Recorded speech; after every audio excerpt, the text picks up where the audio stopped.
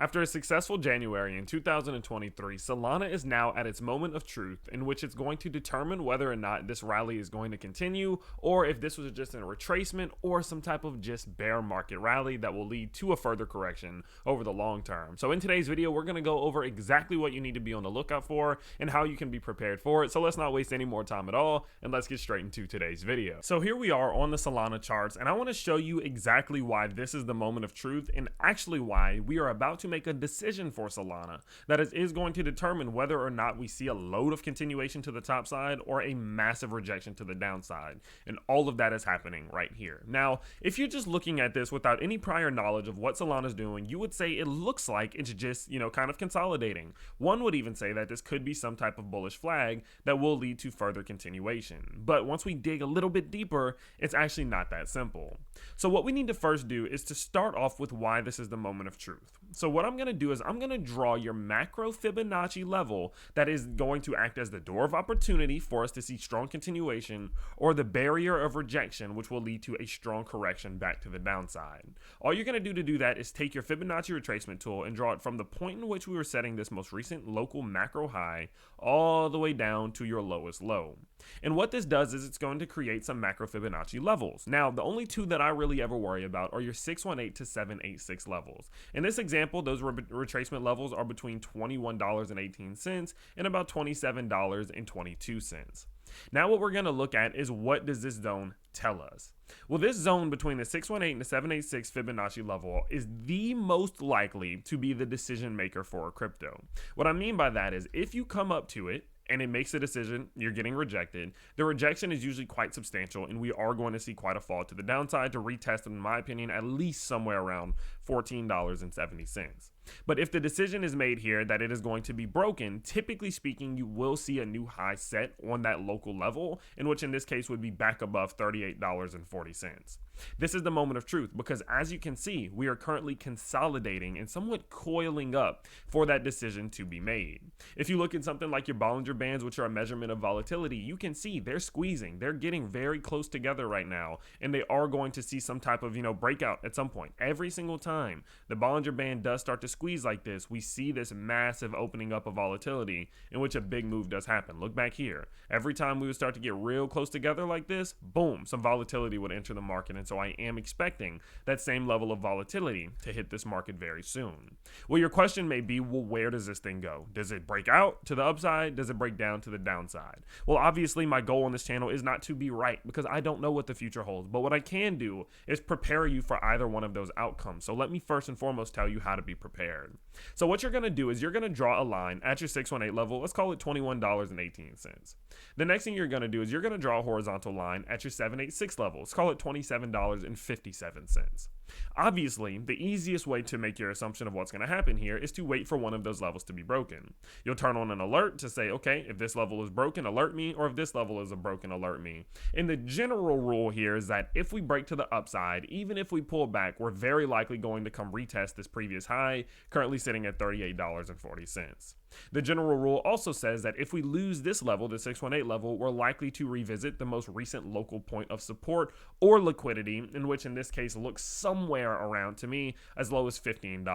So that's the easiest way to do it. But you guys know I like to give you a little bit of indication, and so let's see what we're seeing. First and foremost, let me lay out the bearish thesis, because it does seem to be one that is rather likely but not guaranteed. So first and foremost, what we're going to do is we're going to look back at history. What you can see is that we are approaching a massive level of liquidity. Right here, we had a bunch of support establishment here, support establishment here. Every time that we bounced off of these levels right here, and right here, that creates a layer of liquidity. And oftentimes, whenever you break below a layer of liquidity of that nature, it will then usually flip into some type of resistance, right? Support oftentimes will flip into resistance. That's just kind of what it does. And let me get that line back up. There we go. Okay. Oftentimes, support will flip into resistance. We just see it quite often. The same way that resistance will oftentimes flip into support. And so, of course, there is that bearish indication that we are going to struggle to get back above this level. Now, the other thing that we need to pay attention to is the fact that as we are approaching this level, we are getting bearish divergence on the RSI, in which we are seeing a price making higher highs and an RSI making lower highs. As this does happen, that is a sign to show that this move is slowing down, and it could be an early early indication that some type of pullback is on the way. Of course, just simply, regarding what we've seen in history. When we see that divergence, it's somewhat of an explanation to say, hey, or an assumption to say that, hey, we might get a pullback soon. Now, there is an opportunity to say here that this bearish divergence is forming because we're running into this level, and so there is more sell pressure, which is slowing down this move. And it may not be an early indication. It might just be a bit of a cool down before the bulls do regather and, start to push it upwards. That is possible, but history says when we do see bearish divergence, we need to start to expect some type of bearish move. Now, in terms of a bullish thesis, there are a couple things playing out here that are fantastic. First and foremost, the fact that as we did get rejected right here, we did hold some type of support and we look to continue upwards and we're maintaining this zone. Oftentimes, when you bounce off the golden Fibonacci pocket, which is the 618 to 786 zone, you will see just a wick into it. You'll wick into it and then you'll get rejected. For example, if you look at something like Matic, right? Look back here, and Matic did something similar. So if you look at Matic came up to the zone, but it wicked into it and then immediately got rejected to the downside. That's not what Solana's doing. Solana's maintaining and holding within this zone, and that is an early identifier to show that the bulls are having success in here. Now, not only that, though, if you look at the weekly charts as reference, you can go, not the monthlies, let's go to the weeklies, and you turn on your Bollinger Bands, what you can see is that we are actually doing quite well at holding above that 20 simple moving average. Generally speaking, we get rejected here if we're not in position to see some growth. We got rejected here, we got rejected as we got close to it here, we got rejected back here, and so because of that, as you can see, the tide is definitely shifting, and if we are capable of successfully holding that 20 SMA, we're in great position to see a continuation to the top side of our Bollinger Band envelope, which does look like a push at this point, all the way up towards $39. And so as you can see, we are at a point of decisions being made. That's why the charts are so 50-50. That's why this looks so bullish, but then on the daily time frames, this bearish divergence looks so bearish. It's because the decision is being made right now of how this is going to hold up, and it's definitely going to be interesting to monitor how all of this does play out.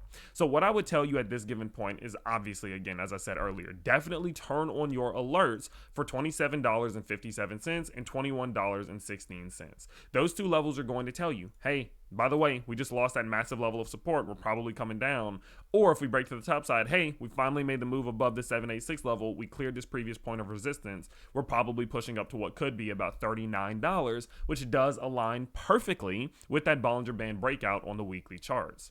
Now, in a situation in which the break to the downside does happen, my guess, which is all it is a guess, is that we are probably going to come somewhere as low as, maybe about $14 to $15, somewhere around here. Now, the reason I say that is because of just the lacking of liquidity in this level between $15 and $20. As you can see, every single time that we've gone through, let's just lay it out real quick. Let's say $20 and $15. This little zone here, we go straight down through it, straight up through it. You look back at history, straight up through it. We wicked above it. We didn't come down into it beforehand. And typically speaking, when you get moves like this where you just go straight up or down through it, there's a lacking of liquidity there. And so in my opinion here, obviously there may be a little bit of something around the 1750 level on this wick, but I would expect a rather strong correction through some of these levels if we are capable of coming back down and losing that 618 level to the downside here. So that could be some type of correction of up to 20-30%, and that is totally normal, especially after some type of push to the top side that looks like 200%. So don't think that that could not happen, especially as we are seeing an RSI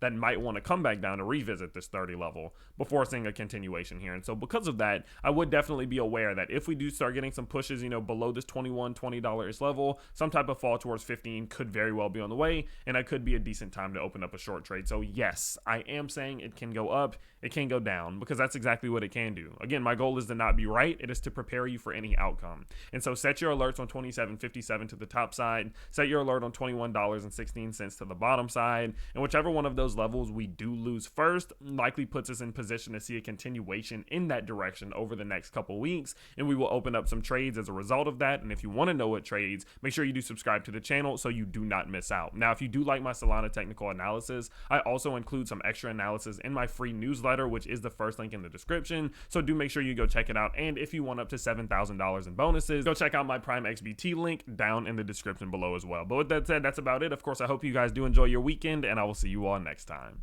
Peace.